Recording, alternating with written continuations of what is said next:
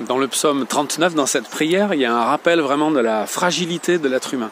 Notre vie humaine, c'est comme un souffle. C'est le même mot que vanité, hein. Vanité des vanités, tout est vanité. C'est vraiment un souffle et il y a une grande fragilité. Moi, je crois que si on prend conscience de cette fragilité, on est fort. C'est étonnant de dire ça, mais c'est vrai. Et ça me rappelle une histoire qu'on nous a racontée dimanche, l'histoire d'un soldat russe, alors pas pendant la guerre actuelle, mais pendant la Première Guerre, qui est dans les tranchées et qui a écrit une lettre juste avant d'entrer dans une terrible bataille où il est mort. Et il parle à Dieu. Et il dit, voilà, on m'a toujours dit que tu n'existais pas. Mais je comprends maintenant, au milieu de ces ténèbres, et en levant les yeux au ciel et en voyant les étoiles, je comprends que tu es là.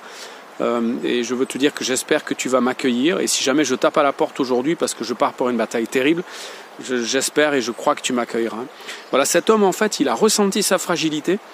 Et il s'est senti dépendant de Dieu et il s'est tourné vers Dieu. Quand on se sent fort, eh ben on ne ressent pas le besoin de Dieu et on se coupe de celui qui nous a créés, de celui qui peut nous donner le bonheur, le vrai bonheur, hein, la paix et la vie éternelle. Et il y a des gens aujourd'hui qui se sentent trop forts d'une certaine façon pour trouver Dieu. Et Dieu risque de leur faire goûter à la faiblesse pour qu'ils puissent se tourner vers lui.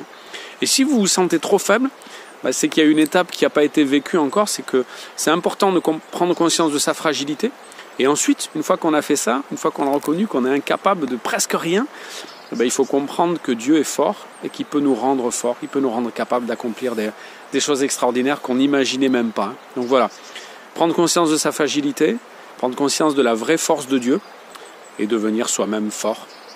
Voilà, c'est tout ce qu'on vous souhaite. Vous pouvez relire le psaume 39 et puis méditer sur cette question de la fragilité et de la force.